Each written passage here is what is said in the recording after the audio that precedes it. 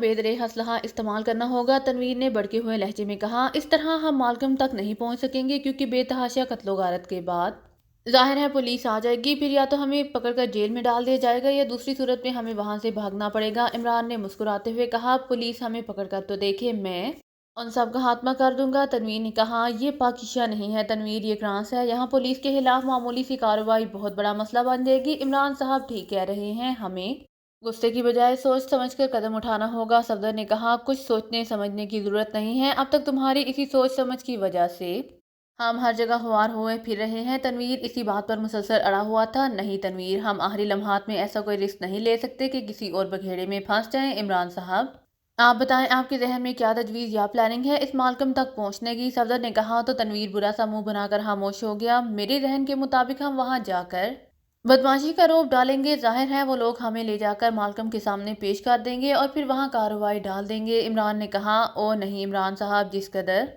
वो घटिया लोग हैं उन्होंने हमें पकड़ने का तकल्लुफ ही नहीं करना, सीधी सीधी गोलियां मार देनी है। सफदर ने कहा, तो फिर तुम बताओ कि क्या किया जाए? इमरान ने कहा, मेरा ख्याल है कि तनवीर की तजवीज़ पर अमल किया जाए, ऐसी सूरत में शायद हम मालकम तक पहुंच जाएं। सफदर ने कहा, तुम ये काम मुझ पर और सालिहा पर छोड़ दो। अचानक खामोश बैठी हुई जूलिया ने कहा तो इमरान समेत सब बेख्तियार चौंक पड़े। ओ नहीं मिस जूलिया, ये हद दर्जा घटिया लोग हैं, आपका तो वहां जाना ही गलत है। सफदर ने कहा, हमें वो खा नहीं जाएंगे। अगर तुम बाजिद हो तो ऐसा करो कि तुम अलहदा रहना। अगर तुम्हें हमारे लिए किसी भी वक्त कोई खास किस्म की हरकत महसूस हो तो बेशक हरकत में आ जाना, लेकिन ये काम हमें करने दो। जूलिया ने कहा, जूलिया ठीक कह रही है और मुझे यकीन है कि अगर जूलिया असल हुलिये में वहां जाए तो लाजमन मालकम तक पहुंच जाएगी। इमरान ने कहा, लेकिन इमरान साहब, सफदर ने कदरे एहतजाज करते हुए कहा, तनवीर को इनके साथ कर देते हैं, फिर तो तुम्हें कोई फिक्र नहीं रहेगी। इमरान ने कहा तो सफदर बेइख्तियार हंस पड़ा। फिर मिस जूलिया और मिस सालिहा ने क्या करना है? फिर तो सारा काम तनवीर ने ही करना है। सफदर ने कहा तो सबके साथ साथ इस बार तनवीर भी बेइख्तियार हंस पड़ा। हमें इन हालात में तो वाकई वहां फुल ऑपरेशन करना पड़ेगा। इसके बाद मेरा ख्याल है ये मालकम इस पीकॉक क्लब के नीचे तहखानों में रहता होगा और यकीनन इन तहखानों से बाहर जाने का कोई ना कोई खुफिया रास्ता भी होगा। इसीलिए अगर हमें इस खुफिया रास्ते का इल्म हो जाए तो हम क्लब में जाकर कत्लो गारत करने की बजाय खामोशी से इस मालकम के सर पर पहुंच सकते हैं और ऐसे रास्ते वेटरों से छुपे नहीं रह सकते। इसीलिए ये हो सकता है कि हम पीकॉक क्लब के किसी वेटर को भारी रकम देकर उससे रास्ता मालूम कर लेंगे। इमरान ने तफसील से बात करते हुए कहा, जिस अंदाज का ये क्लब लग रहा है उसके वेटर्स भी इसी अंदाज के ही होंगे। इसीलिए एक सूरत तो ये है कि वहां से किसी वेटर को अगवा करके यहाँ लाया जाए और उससे रास्ता मालूम किया जाए, वरना दूसरी सूरत में वो वहाँ क्लब में भी कुछ नहीं बताएगा। सफदर ने कहा, तुम फिर तरकीबों के चक्कर में पड़ गए हो। वहां से कोई ना कोई रास्ता नीचे तहखाने तक जाता होगा, हम खुद ही उसे ट्रेस कर लेंगे। तनवीर ने कहा, लेकिन अगर वो मालकम फरार हो गया तो फिर हम उसे कहाँ तलाश करेंगे? इमरान ने कहा, उसके आदमी उसके खुफिया अड्डों के बारे में लाजमन जानते होंगे। तनवीर ने कहा, एक काम हो सकता है इमरान साहब, अगर एक ग्रुप एक जगह काम करे और दूसरा ग्रुप उस क्लब की अकबी तरफ निगरानी करे, क्योंकि ऐसे खुफिया रास्ते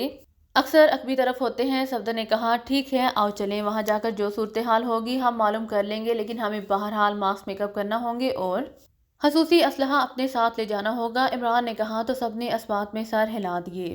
मालकम अपने खूबसूरत अंदाज में सजे हुए ऑफिस में कुर्सी पर बैठा हुआ था। एक दूसरा आदमी उसके सामने सर झुकाए बड़े मोदबाना अंदाज में मौजूद था, जबकि मालकम सामने रखी फाइल को पढ़ने में मसरूफ था। मालकम के जिस्म पर ब्राउन रंग का सूट था और वो चेहरे मुहरे से कोई लाड दिखाई दे रहा था। ठीक है, ये प्रॉपर्टी खरीद लो, फायदा देगी। मालकम ने फाइल बंद करके उसे सामने खड़े आदमी की तरफ बढ़ाते हुए कहा, यस पास। इस आदमी ने इंतहाई मोदबाना लहजे में कहा और फाइल उठाकर सलाम करके वो वापस मुड़ा। इसी लम्हे फोन की घंटी बाजू थी तो मालकम ने हाथ बढ़ाकर रिसीवर उठा लिया। मालकम बोल रहा हूँ, मालकम ने बड़े धीमे से लहजे में कहा। आस्टर बोल रहा हूँ, बास। दूसरी तरफ से एक मर्दाना आवाज सुनाई दी तो मालकम बेख्तियार चौंक पड़ा। आस्टर, तुम कैसे फोन किया है? मालकम ने हैरत भरे लहजे में कहा। बास, क्या जॉन डेविड ने आपको कोई फार्मूला दिया था? दूसरी तरफ से आस्टर ने कहा तो मालकम बेख्तियार उछल पड़ा। उसके चेहरे पर इंतहाई हैरत के तासुरात उभर आए थे। हाँ, तुमने ये बात क्यों पूछी है? खुलकर बात करो। मालकम ने होंठ चबाते हुए कहा, बास, आपको तो मालूम है कि मेरा बिजनेस जिस टाइप का है इसमें सरकारी एजेंसियां अक्सर रुकावटें डालती रहती हैं, इसीलिए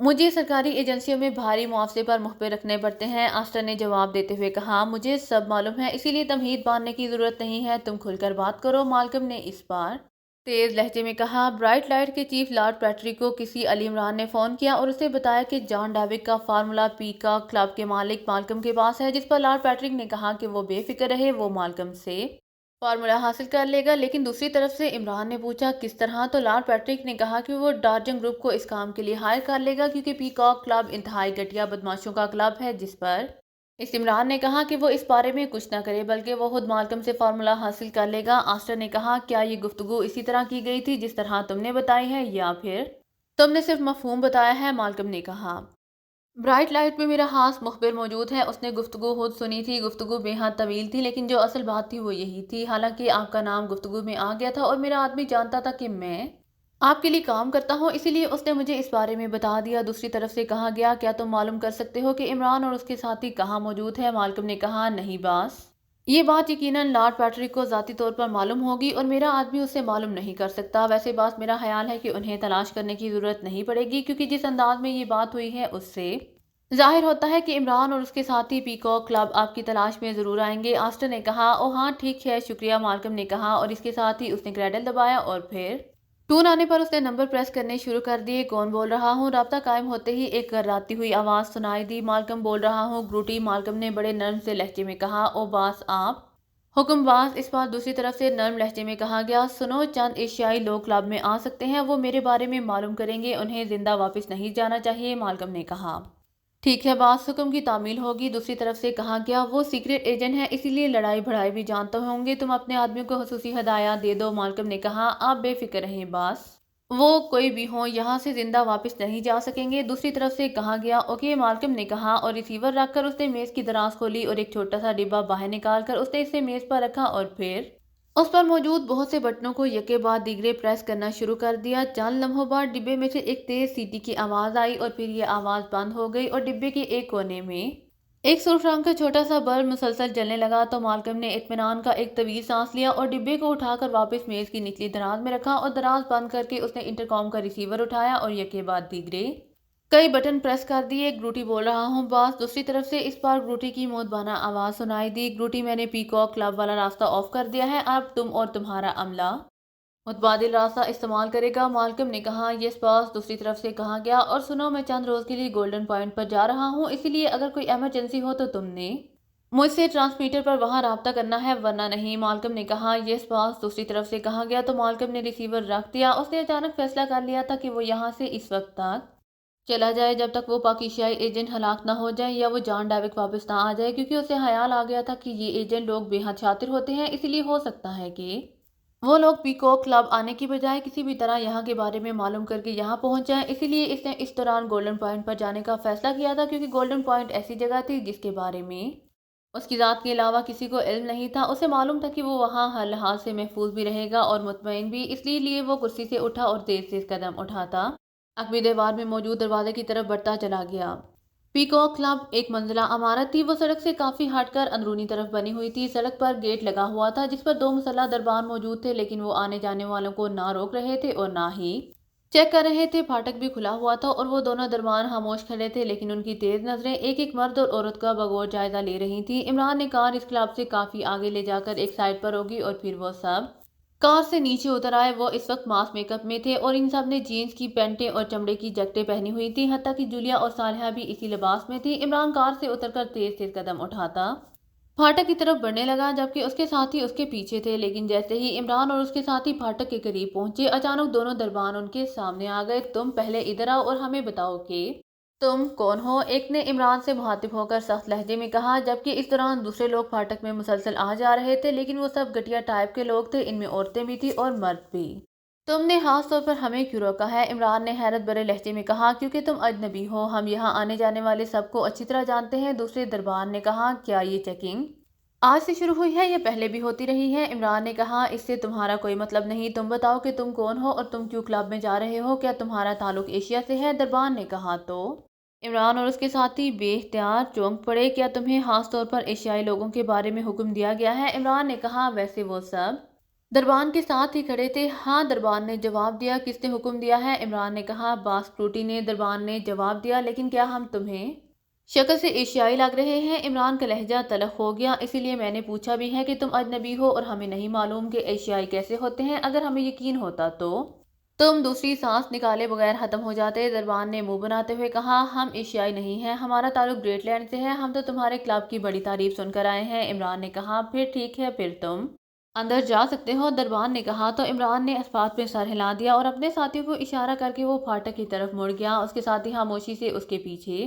پھاٹک کے اندر داخل ہو گئے۔ دوسری طرف ایک راہداری تھی جو عمارت کے مین گیٹ تک چلی گئی تھی اور راہداری میں بھی جگہ جگہ دیواروں کے ساتھ مشین گنوں سے مسلح افراد موجود تھے۔ وہ سب آنے جانے والوں کا جائزہ گہری نظروں سے لے رہے تھے، لیکن عمران اور اس کے ساتھیوں کو انہوں نے کچھ نہیں کہا۔ عمران اور اس کے ساتھی عمارت کے مین گیٹ میں داخل ہوئے تو اندر ایک وسیع ہال تھا جس میں میزیں لگی ہوئی تھی، اور یہ وسیع ہال مردوں اور عورتوں سے کھچا کھچ بھرا ہوا تھا اور ایسے محسوس ہوتا تھا جیسے وہ سب زیر زمین دنیا کے افراد ہوں۔ وہاں شراب کے ساتھ ساتھ سرے عام گھٹیا قسم کی منشیات استعمال ہو رہی تھیں اور ایسی ایسی اہلاک سوز حرکات بھی سرے عام کی جا رہی تھی کہ جن کے بارے میں شاید مشرق میں رہنے والے سوچ بھی نہ سکیں۔ ایک طرف وسیع کاؤنٹر تھا جس پر 4 لڑکیاں موجود تھیں، وہ سب ویٹرز کو سروس دینے میں مصروف تھی، جبکہ ایک کونے میں ایک بھاری جسم اور لمبے قد کا آدمی کرسی پر بیٹھا ہوا تھا۔ اس کے جسم پر سرخ رنگ کی شرٹ اور نیلے رنگ کی جینس تھی۔ اس کے چہرے پر مندمل زخموں کے نشانات کی تعداد اس قدر زیادہ تھی کہ یوں لگتا تھا جیسے اس کا چہرہ ان زخموں کے مندمل نشانوں سے ہی مل کر بنایا گیا ہو۔ عمران کاؤنٹر کی طرف بڑھا ہی تھا کہ اچانک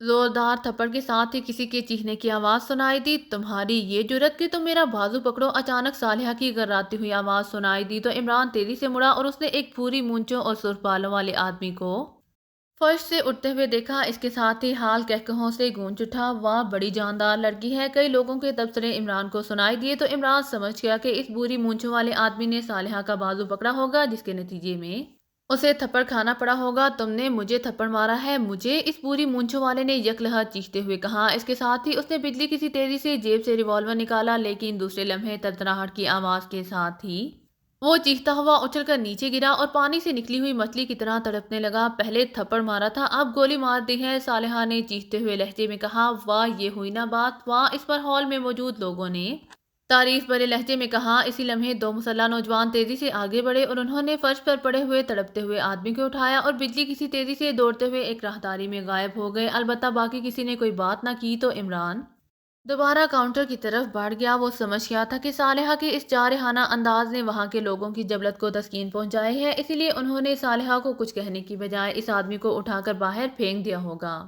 گروٹی کہاں بیٹھا ہے؟ عمران نے کاؤنٹر کے قریب پہنچ کر کرسی پر بیٹھے ہوئے آدمی سے مخاطب ہو کر کہا۔ تم کون ہو اور کہاں سے آئے ہو؟ اس آدمی نے چیختے ہوئے لہجے میں کہا۔ اس کی تیز نظریں عمران اور اس کے ساتھیوں پر اس طرح جمی ہوئی تھی جیسے لوہا مقناطیس سے چپک جاتا ہے۔ ہم گریٹ لینڈ سے آئے ہیں اور گروٹی سے ہمیں کام ہے، عمران نے کہا۔ جاؤ دفع ہو جاؤ، یہاں کوئی گروٹی نہیں ہے، اس آدمی نے انتہائی حقارت بھرے لہجے میں کہا، لیکن دوسرے لمحے وہ چیختا ہوا ہوا میں اٹھا اور فضا میں کلا بازی کھاتا ہوا ایک زوردار دھماکے سے ایک میز پر گرا اور پھر میز سمیت نیچے فرش پر جا گرا۔ تمہاری یہ جرأت کو تم سٹاگر کو اس لہجے میں جواب دو!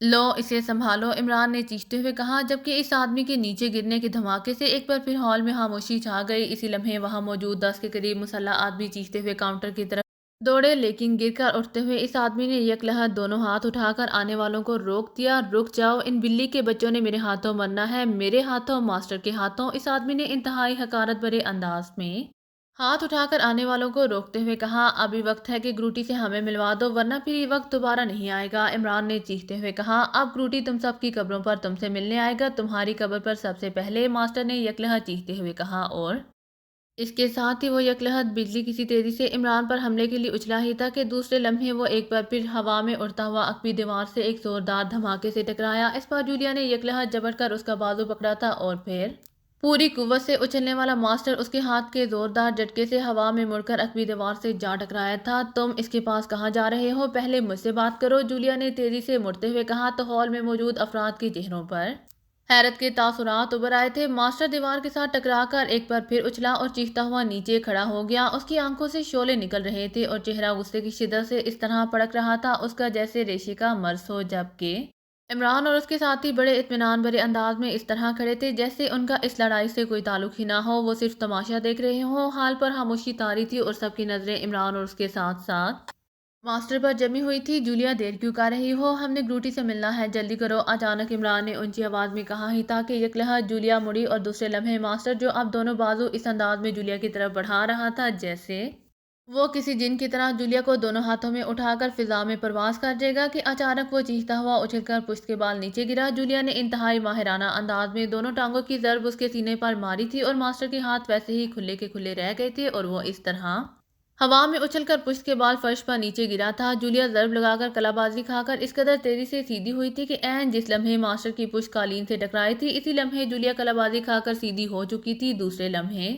جولیا یکلہت اچھلی اور اس کے دونوں پیر اکٹھے ہو کر فرش پر پشت کے بال پڑے ہوئے ماسٹر کے سینے پر اس قوت سے پڑے کہ پچاک کی آواز کے ساتھ ہی اس کے منہ سے یکلہت خون فوارے کی طرح باہر نکلنے لگا اور جولیا اچھل کر ایک طرف اس طرح کھڑی ہو گئی جیسے اس نے اب تک سرے سے کوئی حرکت نہ کی ہو، جبکہ ماسٹر کا جسم اس دوران اکڑ چکا تھا، وہ ہلاک ہو گیا تھا۔ جولیا نے اس کے دل پر مخصوص انداز میں ضرب لگائی تھی اور دوسرے لمحے ہال میں چھائی ہوئی خاموشی کو گولیوں کی ترتراہٹ اور انسانی چیخوں نے توڑ دیا اور 6 مسلح آدمی چیختے ہوئے نیچے گرے اور بری طرح تڑپنے لگے۔ گولیاں چلانے والے تنویر اور صفدر تھے، یہ اسلحہ استعمال ہی کرنے والے تھے۔ صفدر نے عمران کی طرف دیکھتے ہوئے کہا۔ اسی لمحے پورا ہال یکلہت اچھل کر کھڑا ہو گیا۔ ان سب کے چہروں پر انتہائی خوف کے تاثرات ابھر آئے تھے۔ او او پیکاکس کا قتل، او او سب اس طرح چیخ رہے تھے جیسے ان افراد کے مرنے سے کوئی قیامت ٹوٹ پڑی ہو۔ خبردار، اگر کسی نے کوئی غلط حرکت کی تو یہ حال ذبحانہ بن جائے گا۔ ہم نے صرف ڈیفنس میں گولیاں چلائی ہیں، ہم یہاں صرف گروٹی سے ملنے آئے ہیں، عمران نے چیختے ہوئے کہا۔ تم کون ہو اور کہاں سے آئے ہو؟ اچانک ایک سائڈ سے ایک لمبے قد اور چوڑے جسم کے آدمی نے باہر آتے ہوئے کہا۔ اس کے چہرے پر انتہائی حیرت تھی۔ ہمارا تعلق گریٹ لینڈ سے ہے اور ہم نے گروٹی سے ملنا ہے، عمران نے غور سے اسے دیکھتے ہوئے کہا۔ کیوں؟ اس آدمی نے ایک بار پھر غصیلے لہجے میں کہا۔ کیوں؟ اس کا جواب تو صرف گروٹی کو ہی دیا جا سکتا ہے۔ ویسے یہ کیا گروٹی کسی عورت کا نام تو نہیں کہ وہ مردوں سے ملنے سے گھبراتی ہے؟ ایسی صورت میں ہمارے ساتھ لیڈیز بھی ہیں، وہ اس سے مل لیں گی۔ عمران کی زبان رواں ہو گئی۔ میرا نام گروٹی ہے، بولو، اس آدمی نے ہونٹ چباتے ہوئے کہا۔ تو تم ہو گروٹی، ہمارا تعلق گریٹ لینڈ کے اسٹار برادر سے ہے، عمران نے کہا۔ تو گروٹی بے اختیار اچھل پڑا۔ او اچھا ٹھیک ہے، آؤ میرے ساتھ، گروٹی نے کہا اور اس کے ساتھ ہی وہ مڑنے لگا تھا کہ یکلہت پلٹا اور پھر اس نے وہاں موجود اپنے آدمیوں کو لاشیں اٹھا کر باہر پھینکوانے اور ہال صاف کرنے کے احکامات دیے اور ایک بار پھر مڑ گیا۔ عمران اپنے ساتھیوں سمیت اطمینان سے اس کے پیچھے راہداری کی طرف بڑھ گیا تھا۔ تھوڑی دیر بعد وہ ایک ہاتھ سے بڑے اور خوبصورت انداز میں سجے ہوئے آفس میں پہنچ گئے۔ یہاں کلوز سرکٹ ٹیلی ویژن چاروں طرف موجود تھے، جن میں ہال میں ہونے والی ہر طرف کارروائی کی فوٹیج نظر آ رہی تھی۔ بیٹھو، تم شاید اس دنیا کے پہلے افراد ہو کہ پی کاک کلب میں قتل و غارت کے باوجود زندہ ہو، گروٹی نے دانت پیستے ہوئے کہا، اور شاید یہ اس کلب کا بھی یادگار دن ہوگا کہ اسٹار برادرز کے ساتھ جھگڑنے کے باوجود یہاں موجود لوگ زندہ نظر آ رہے ہیں، عمران نے اس سے بھی زیادہ سخت لہجے میں کہا۔ تو گروٹی نے بے اختیار ایک طویل سانس لیا۔ اسٹار برادرز کا نام میں نے سنا ہوا ہے، لیکن تمہیں مجھ سے کیا کام ہے؟ گروٹی نے کہا۔ ہم نے مالکم سے ملنا ہے، عمران نے کہا۔ تو گروٹی بے اختیار اچھل پڑا، اس کے چہرے پر حیرت کے تاثرات ابھر آئے تھے۔ او تو تم در حقیقت وہ ایشیائی ہو، او اسی لیے تم اس انداز میں لڑتے رہے ہو، گروٹی نے انتہائی حیرت بھرے لہجے میں کہا۔ مالکم اس کلب کے نیچے تہخانوں میں موجود ہے اور ہم نے اس سے ملنا ہے، اب تم ہمیں ایشیائی کہو یا ایکریمین، عمران نے چیختے ہوئے کہا۔ لیکن ابھی اس کا فکرہ ختم ہی ہوا تھا کہ یکلہت سرر کی تیز آواز کے ساتھ ہی میز کی سائڈ سے شیشے کی ایک دیوار زمین سے چھت تک چلی گئی۔ اسی لمحے عقبی دروازے پر بھی سیاہ رنگ کی چادر پھیلتی چلی گئی۔ وہ سب عمران سمیت بے اختیار اچھل کر کھڑے ہو گئے۔ میز اور اس کے پیچھے کرسی پر بیٹھا ہوا گروٹی ان کی رینج سے بہت دور جا چکا تھا۔ اطمینان سے بیٹھ جاؤ، اب تمہاری روحیں ہی یہاں سے نکل سکیں گی۔ اچانک کھٹک کی ہلکی سی آواز کے ساتھ ہی گروٹی کی آواز سنائی دینے لگی تو عمران کی نظریں بائیں دیوار کے بائیں کونے پر پڑنے لگ گئیں۔ وہاں ایک چوکور سا سوراخ نظر آنے لگ گیا تھا، ویسے وہاں کوئی سوراخ نہیں تھا۔ تو ہاتھ سے جدید انتظامات ہیں، میں تو اسے واقعی انتہائی عام سا کلب سمجھ رہا تھا، عمران نے مسکراتے ہوئے کہا۔ اور تم اسی لیے زندہ نظر آ رہے ہو کہ تم شاید میک اپ میں ہو، اسی لیے اپنے اصل حلیوں میں یہاں پہنچتے تو گیٹ سے یہاں تک لاکھوں گولیاں تمہارے جسموں میں اتر چکی ہوتی، گروٹی نے کہا۔ بہرحال اب تو ہم تمہاری قید میں ہیں اور بقول تمہارے اب یہاں سے ہماری روحیں ہی باہر نکل سکتی ہیں، اسی لیے تو اب تم بغیر ہچکچاہٹ کے ہمیں بتا سکتے ہو کہ مالکم کہاں ہے، عمران نے مسکراتے ہوئے کہا۔ باس مالکم یہاں موجود نہیں ہے، وہ چند روز کے لیے گولڈن پوائنٹ پر چلا گیا ہے، گروٹی نے جواب دیا۔ گولڈن پوائنٹ وہ کہاں ہے؟ عمران نے کہا۔ مجھے نہیں معلوم، اور جس بات کا علم گروٹی کو بھی نہ ہو اس کا علم کسی اور کو نہیں ہو سکتا، یہ باس کا انتہائی خفیہ اڈا ہے، گروٹی نے جواب دیا۔ تو پھر تم ہماری موت کی اطلاع اسے کیسے دو گے؟ عمران نے کہا۔ تو گروٹی بے اختیار چونک پڑا۔ تمہیں کیسے معلوم ہے کہ میں اسے اطلاع دوں گا؟ گروٹی نے کہا۔ تو عمران بے اختیار ہنس پڑا۔ ظاہر ہے تم نے اپنے اس عظیم کارنامے کی اطلاع تو دینی تو ہے اپنے باس کو، عمران نے کہا۔ ٹرانسمیٹر کے ذریعے اطلاع دوں گا، بس یہی ایک رابطہ ہے، گروٹی نے کہا۔ چلو وہ فریکوینسی ہی بتا دو تاکہ میری روح کو یہ اطمینان تو ہو کہ مرنے سے پہلے میں نے کچھ نہ کچھ تو معلوم کر لیا ہے، عمران نے کہا۔ تو گروٹی عمران کی بات سن کر بے اختیار ہنس پڑا۔ تم واقعی عجیب آدمی ہو کہ تمہیں معلوم تو ہے کہ تم کسی بھی لمحے یہاں مر سکتے ہو، لیکن پھر بھی تم ایسی باتیں کر رہے ہو، گروٹی نے کہا۔ تم بتا دو تو کیا حرج ہے، عمران نے کہا۔ تو گروٹی نے اسے فریکوینسی بتا دی، اب وہاں کال کر کے اسے ہماری موت کی اطلاع بھی دے دو۔ عمران نے کہا لیکن تم تو اب بھی زندہ ہو، مجھے دراصل ایک آدمی کا انتظار ہے، وہ آ جائے تو تم پر موت وار کر دی جائے گی۔ گروٹی نے کہا کیوں؟ کیا وہ آدمی ملک الموت کی نمائندگی کرتا ہے کہ اس کے بغیر موت نہیں آ سکتی؟ عمران نے کہا تو گروٹی ایک بار پھر ہنس پڑا۔ پتہ نہیں، بس اتفاق ہے کہ بے ہوش کر دینے والی گیس کی کٹ گم ہو گئی ہے اور میں نے تمہارے آنے سے پہلے ایک آدمی کو لینے کے لیے بھیجا ہوا ہے تاکہ وہ لے کر آئے تو تمہیں مقتل تک لے جایا جائے، اس لیے مجبوری ہے، گروٹی نے جواب دیا۔ اور پھر اس سے پہلے کہ عمران اس کی بات کا جواب دیتا فون کی گھنٹی بج اٹھی تو گروٹی نے میز پر پڑے ہوئے فون کا ریسیور اٹھا لیا۔ یس، گروٹی نے حلق کے بال چیختے ہوئے کہا اور پھر دوسری طرف سے ہونے والی بات سننے لگا۔ چونکہ لاؤڈر کا بٹن آن نہیں تھا اس لیے ظاہر ہے دوسری طرف کی آواز وہ سن نہیں پا رہے تھے۔ ٹھیک ہے، اب گیس بٹن آن کر دو اور پھر یہاں اسپیشل روم میں بے ہوش ہونے والوں کو اٹھا کر زیرو روم میں پہنچا دو، گروٹی نے کہا اور اس کے ساتھ ہی اس نے ریسیور رکھ دیا۔ سانس روک لو، عمران نے آہستہ سے کہا اور اس کے ساتھ ہی اس نے خود بھی سانس روک لیا، لیکن دوسرے لمحے چھات سے نکلنے والے سفید دھوئیں نے یکلہت ببکا سا نکالا اور اس کے ساتھ ہی عمران یکلہت اوندے منہ صوفے سے نیچے قالین پر گر پڑا اور اس کے ساتھ ہی اس کے دوسرے ساتھی بھی ٹیڑے میڑے ہو کر نیچے گرنے لگے۔ سفید رنگ کا ببکا چند لمحوں بعد ہی غائب ہو گیا، لیکن عمران نے بہرحال سانس روکے رکھا۔ تھوڑی دیر بعد سڑک کی آواز کے ساتھ ہی شیشے کی وہ دیوار زمین میں غائب ہو گئی اور اس کے ساتھ ہی دروازے پر آ جانے والی سیاہ رنگ کی چادر بھی غائب ہو گئی۔ اس کے ساتھ ہی دروازہ کھلا اور 4 افراد اندر داخل ہوئے، جبکہ گروٹی بھی اٹھ کر میز کی سائڈ سے نکل کر عمران اور اس کے ساتھیوں کے قریب پہنچ چکا تھا کہ یکلہت عمران اچھل کر کھڑا ہو گیا اور اس کے اٹھتے ہی عمران کے باقی ساتھی بھی یکلہت اٹھ کر کھڑے ہو گئے اور دوسرے لمحے دروازے سے اندر داخل ہونے والے چاروں آدمی ترتراہٹ کی آواز کے ساتھ ہی چیختے ہوئے نیچے گرے اور بری طرح پھڑکنے لگے۔ گروٹی حیرت سے بت بنا کھڑا تھا کہ عمران کا ہاتھ اس کی طرف بڑھ گیا، مشین پسٹل اس کے ہاتھ میں تھا۔ ادھر آ کر صوفے پر بیٹھ جاؤ گروٹی، عمران نے انتہائی سرد لہجے میں کہا۔ تم بے ہوش نہیں تھے کیا؟ مطلب، گروٹی نے جرجری سی لیتے ہوئے کہا، لیکن دوسرے لمحے عمران کا بازو حرکت میں آیا تو گروٹی ایک جھٹکا کھا کر آگے بڑھا اور پھر سامنے صوفے پر اس طرح جا گرا جیسے کسی نے واقعی اسے اٹھا کر صوفے پر پھینک دیا ہو۔ اگر تم زندہ رہنا چاہتے ہو تو جیسے میں کہوں ویسے کرو، سمجھے؟ عمران نے سرد لہجے میں کہا۔ تم کیا کہنا چاہتے ہو؟ گروٹی نے رک رک کر کہا۔ مالکم کو یہاں بلاؤ ابھی اور اسی وقت، عمران نے کہا۔ نہیں، وہ نہیں آئے گا، کبھی نہیں آئے گا، گروٹی نے ایسے لہجے میں کہا کہ عمران کو یقین ہو گیا کہ وہ درست کہہ رہا ہے۔ تم اسے ٹرانسمیٹر پر بات کرو اور اسے بتاؤ کہ تم نے ایشیائی ایجنٹوں کو ہلاک کر دیا ہے، عمران نے کہا۔ لیکن وہ لاشیں طلب کرے گا، وہ ایسا ہی آدمی ہے، بلکہ ہو سکتا ہے کہ کسی کو بھیج کر چیک کرائے، گروٹی نے کہا۔ لاشیں بھی چیک ہو جائیں گی، تم بات تو کرو، عمران نے سرد لہجے میں کہا اور اس کے ساتھ ہی اس نے ہاتھ میں پکڑے ہوئے مشین پسٹل کی نال اس کی کن پٹی پر رکھ دی۔ ٹھیک ہے، میں کرتا ہوں بات، گروٹی نے کہا۔ کہاں ہے ٹرانسمیٹر؟ بولو، عمران نے کہا۔ میز کی سب سے نچلی دراز میں، گروٹی نے کہا۔ تو عمران نے اشارہ کیا تو صفدر تیزی سے آگے بڑھا، اس نے میز کی دراز کھول کر اس میں سے ایک جدید ساخت کا ٹرانسمیٹر نکالا اور اسے لا کر اسے گروٹی کے سامنے میز پر رکھ دیا۔ گروٹی نے جلدی سے اس پر فریکوینسی ایڈجسٹ کرنا شروع کر دی۔ عمران کی نظریں فریکوینسی پر جمی ہوئی تھی، وہی فریکوینسی ایڈجسٹ کر رہا تھا جو اس نے بتائی تھی۔ ہیلو گروٹی کالنگ اوور، گروٹی نے فریکوینسی ایڈجسٹ کر کے ٹرانسمیٹر آن کر کے بار بار کال دینا شروع کر دی۔ یس مالکم اٹینڈنگ یو اوور،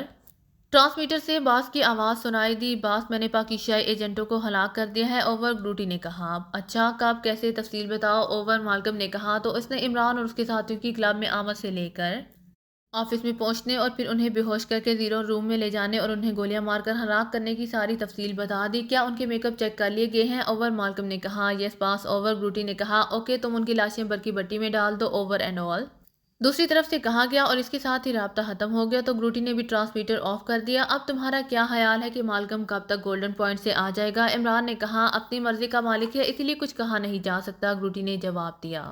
اب اگر تمہیں زندہ چھوڑ دیا جائے تو تم اسے دوبارہ کیا اطلاع دو گے ہمارے بارے میں، عمران نے کہا۔ تو گروٹی بے اختیار اچھل پڑا۔ اطلاع؟ کیسی اطلاع؟ گروٹی نے حیرت بھرے لہجے میں کہا۔ ظاہر ہے ہمارے جانے کے بعد تم اسے اصل بات بتا دو گے، عمران نے کہا۔ او نہیں، میں نے ہلاک تو نہیں ہونا، یہ تو اچھا ہوا کہ اس نے تمہاری لاشیں برقی بٹی میں ڈالنے کا کہا ہے، اس طرح بات ختم ہو گئی، گروٹی نے کہا۔ لیکن کیا تمہارے آدمی جو ہلاک ہوئے ہیں ان کے بارے میں کیا رپورٹ دو گے، عمران نے کہا۔ یہ میرا کام ہے، یہاں سب میرے آدمی ہیں، باس کا کوئی آدمی نہیں ہے، اسی لیے اس بارے میں تم بے فکر رہو، گروٹی نے کہا۔ ایک وعدہ تمہیں کرنا ہوگا کہ جب مالکم واپس آ جائے تو ہمیں اطلاع دینی ہے، عمران نے کہا۔ ٹھیک ہے، لیکن کہاں، گروٹی نے کہا۔ تم ایک دوسرے سے فون پر رابطہ کر لیں گے، میں اپنا خاص نمبر تمہیں دے کر جا رہا ہوں، عمران نے کہا۔ تو گروٹی نے فون نمبر بتا دیا۔ اوکے، اب ہم جا رہے ہیں، عمران نے کہا اور اس کے ساتھ ہی اس نے مشین پسٹل جیب میں ڈالا اور دروازے کی طرف مڑ گیا۔ تھوڑی دیر بعد وہ سب کار میں سوار ہو کر اپنی رہائش گاہ کی طرف بڑے چلے جا رہے تھے۔ یہ تو کچھ بھی نہیں ہوا، تنویر نے منہ بناتے ہوئے کہا۔ کیوں کچھ نہیں ہوا؟ مالکم کے مطابق ہم ہلاک ہو چکے ہیں اور اب وہ مطمئن انداز میں واپس آئے گا اور اس کے آتے ہی ہم اس پر ہاتھ ڈال دیں گے، عمران نے کہا، لیکن نہ جانے وہ کب واپس آئے گا۔ جولیا نے کہا، ایسے لوگ زیادہ تر اپنے بزنس سے علیحدہ نہیں رہ سکتے۔ عمران نے کہا تو سب نے اس بات پہ سر ہلا دیے۔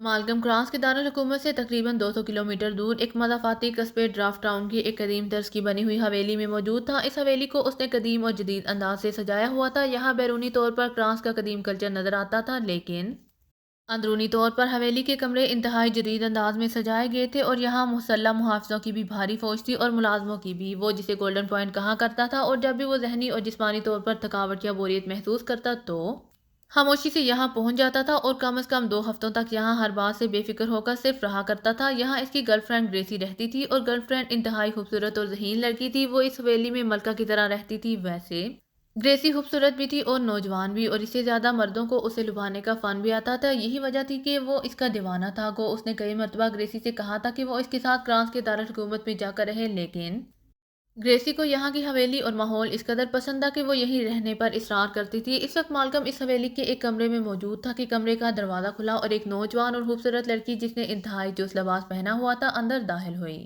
اندر داخل ہوتے ہی وہ بے اختیار چونک پڑی۔ کیا ہوا مالکم، تم پریشان دکھائی دے رہے ہو؟ آنے والی نے، جو گریسی تھی، حیرت بھرے لہجے میں کہا۔ ہاں، اس بات تمہیں معلوم ہے کہ مجھے یہاں کیوں آنا پڑا ہے؟ مالکم نے کہا۔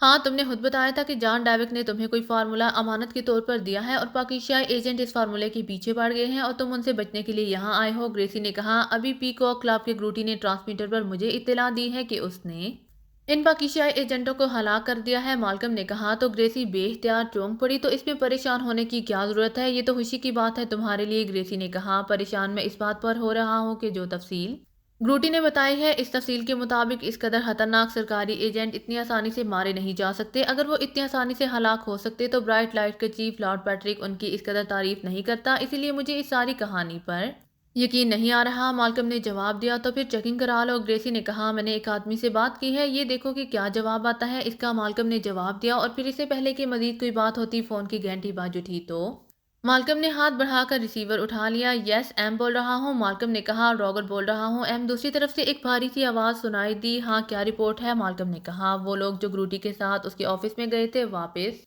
جاتے ہوئے دکھائی دیے ہیں، البتہ لاشیں ضرور برقی بٹی میں ڈلوائی گئی ہیں۔ روگر نے کہا، کیا یہ اطلاع حتمی ہے کہ وہ لوگ واپس جاتے ہوئے دیکھے گئے ہیں؟ مالکم نے کہا، ہاں، وہ 2 عورتوں اور 4 مردوں کا گروپ تھا اور انہوں نے پیکاک کلب میں انتہائی حیرت انگیز انداز میں ماسٹر اور مسلح افراد کا خاتمہ کر دیا۔ پھر گروٹی انہیں اپنے اسپیشل آفس میں لے کر آیا۔ اس کے کافی دیر بعد یہ 6 افراد اس کے اسپیشل آفس سے نکل کر کلب میں پہنچے اور پھر کلب سے باہر چلے گئے، جبکہ گروٹی نے اپنے آدمی کو بلا کر اسے حکم دیا کہ اس کے اسپیشل آفس میں موجود افراد کی لاشیں اٹھائے اور انہیں برقی بٹی میں ڈال کر راکھ کر دے، اور ایسا ہوا ہے۔ روگر نے پوری تفصیل بتاتے ہوئے کہا، ٹھیک ہے، اب میری بات سنو، کیا تم اس گروپ کو ٹریس کر کے اس کا خاتمہ کر سکتے ہو؟ مالکم نے کہا، وہ انتہائی خطرناک پاکیزائی ایجنٹ ہے مالکم، اسی لیے میں ان کا خاتمہ نہیں کر سکتا، ورنہ میرا پورا گروپ ختم ہو سکتا ہے۔ ویسے یہ مسئلہ ایک اور انداز میں حل ہو سکتا ہے، روگر نے کہا۔ کیسے؟ مالکم نے چونک کر کہا، تمہیں فارمولہ جان ڈیوک نے دیا ہے، تم فارمولہ جان ڈیوک کو واپس کر دو اور خود فارغ ہو جاؤ، کیونکہ یہ لوگ کسی صورت فارمولے کا پیچھا نہیں چھوڑیں گے اور تم ہاں دوستی میں اپنا اور اپنے پورے بزنس کو تباہ کروا لو گے۔ روگر نے جواب دیتے ہوئے کہا، یہ کیسے ہو سکتا ہے کہ میں ان پاکیزائی ایجنٹوں سے ڈر کر فارمولہ جان ڈیوک کو اسی لیے واپس کر دوں کہ میں اسے سنبھال نہیں سکتا، اس طرح تو میری ساری عمر کی ساکھ ختم ہو جائے گی۔ مالکم نے کہا، تو پھر دوسری صورت یہ ہے کہ تم اس وقت تک انڈر گراؤنڈ رہو جب تک کہ جان ڈیوک خود واپس آ کر تم سے فارمولہ نہیں لے سکتا۔ روگر نے کہا، ہاں، ایسا ہو سکتا ہے، یہ ٹھیک ہے، شکریہ، مالکم نے کہا، اور اس کے ساتھ ہی اس نے ریسیور رکھ دیا۔ یہ سب کیا ہو رہا ہے مالکم؟ میں پہلی بار تمہیں اس طرح الجھا ہوا اور پریشان دیکھ رہی ہوں۔ گریسی نے کہا، واقعی پھنس گیا ہوں، یہ لوگ انتہائی خطرناک ایجنٹ ہیں، اور اب تم دیکھو، گروٹی پر مجھے 1% شبہ نہیں ہو سکتا تھا، لیکن انہوں نے گروٹی کو بھی اپنے ساتھ ملا لیا، اور گروٹی نے مجھے رپورٹ دی ہے کہ اس نے انہیں ہلاک کر دیا ہے، حالانکہ حقیقت میں ایسا نہیں ہے۔ مالکم نے کہا، لیکن گروٹی نے ایسا کیوں کیا؟ گریسی نے حیرت بھرے لہجے میں کہا، اس لیے کہ میں مطمئن ہو کر واپس پہنچ جاؤں اور یہ لوگ میری گردن پر سوار ہو جائے۔ مالکم نے کہا، کیا گروٹی کو معلوم ہے کہ تم یہاں موجود ہو؟ گریسی نے کہا، نہیں، اسے تو کیا کسی کو بھی معلوم نہیں ہے کہ میں یہاں موجود ہوں، اسے صرف یہ معلوم ہے کہ میں گولڈن پوائنٹ پر ہوں، لیکن گولڈن پوائنٹ کہاں ہے اس کا علم صرف مجھے ہے۔ مالکم نے جواب دیا، لیکن اس نے تم سے یہاں بات تو کی ہے۔ گریسی نے کہا، ہاں، لیکن یہ بات ٹرانسمیٹر کے ذریعے ہوئی ہے، مالکم نے جواب دیا، اور اس روگر نے تو فون پر بات کی ہے، ان نمبروں سے تو معلوم کیا جا سکتا ہے۔ گریسی نے کہا، نہیں، یہ خصوصی سیٹلائٹ نمبر ہے، مالکم نے جواب دیا۔ تو گریسی کے چہرے پر اطمینان کے تاثرات پھیلتے چلے گئے۔ تم بے فکر ہو یہاں کے بارے میں کسی کو بھی معلوم نہیں ہو سکتا۔ میں واپس جا کر گروٹی کو ایسی عبرتناک سزا دوں گا کہ دنیا اس کی لاش سے عبرت پکڑے گی۔ مالکم نے کہا، یقیناً ایسا ہونا چاہیے، ایسے لوگ آستین کا سانپ ثابت ہوتے ہیں۔ گریسی نے کہا، تو مالکم نے اس بات میں سر ہلا دیا۔ میرا خیال ہے کہ یہاں انتظامات مزید سخت کر دیے جائیں اور اب کسی کو اندر آنے کی اجازت نہ دی جائے۔ مالکم نے کچھ دیر کی خاموشی کے بعد کہا، نہیں، اس طرح کام نہیں چلے گا۔ مالکم، تم ایسا کرو کہ سیدھا یہاں سے کار میں بیٹھ کر چلے جاؤ۔ میں تمہیں باقاعدہ سی آف کرنے جاؤں گی اور ظاہر یہی کروں گی کہ تم واپس چلے گئے ہو۔ کار تمہیں اسپیشل ایئرپورٹ پر چھوڑ کر واپس آ جائے گی اور تم وہاں خاموشی سے ساڈان کلب پہنچ جانا۔ میں وہاں پہنچ کر تمہیں خود کلر شیشوں والی کار میں واپس لے آؤں گی اور اس طرح تم مکمل طور پر یہاں محفوظ ہو جاؤ گے۔ گریسی نے کہا، او، تمہاری تجویز واقعی ٹھیک ہے، بہرحال حفاظت ضروری ہے۔ مالکم نے کہا تو گریسی بے اختیار مسکرا دی۔ عمران اپنے سامنے میز پر نقشہ بچھائے بے حد مصروف تھا، جبکہ اس کے سارے ساتھی خاموش بیٹھے کافی پینے میں مصروف تھے۔ عمران کے لیے کافی کی پیالی تیار کر کے اس کے سامنے رکھی ضرور گئی تھی، لیکن عمران نے نظر اٹھا کر بھی اسے نہیں دیکھا تھا۔ وہ مسلسل کاغذوں پر حساب کتاب کرنے اور نقشے پر نشانات لگانے میں مصروف تھا۔ تھوڑی دیر بعد اس نے بے اختیار ایک طویل سانس لیتے ہوئے قلم رکھا اور پشت کرسی کی عقبی سیٹ سے لگا دی۔ یہ میری کافی تو اب ہاٹ کافی کی بجائے کولڈ کافی بن گئی ہے، عمران نے کافی کی طرف دیکھتے ہوئے کہا، اور ساتھ ہی کافی کی پیالی اٹھا لی۔ عمران صاحب، کیا ٹرانسمیٹر فریکوینسی سے کوئی علاقہ سامنے آیا ہے؟ صفدر نے کہا، ہاں، دارالحکومت سے 200 کلومیٹر دور شمال کی طرف ایک قصبہ ہے، ڈرافٹ ٹاؤن، وہاں کی نشاندہی ہوئی ہے۔ عمران نے کہا، قصبہ؟ تو کیا یہ مالکم قصبے میں چھپا بیٹھا ہے؟ جولیا نے حیرت بھرے لہجے میں کہا، یہاں اچھے بھلے بڑے شہر کو بھی قصبہ کہا جاتا ہے، کرانسی بڑے روایت پسند ہوتے ہیں، مجھے یقین ہے کہ خاصا بڑا شہر ہوگا یہ۔ عمران نے کافی کا گھونٹ لیتے ہوئے کہا، عمران صاحب، آپ نے اچھی طرح چیک کر لیا ہے، اتنے بڑے دارالحکومت کو چھوڑ کر ایک شخص قصبے میں جا کر کیوں چھپے گا، جبکہ چھپنے کے لیے بہترین جگہ گنجان آباد علاقہ ہوتا ہے؟ صفدر نے کہا۔ اگر آپ کو میری ویڈیو پسند آئے تو please like, share and subscribe کرنا مت بھولیے گا۔ جزاک اللہ۔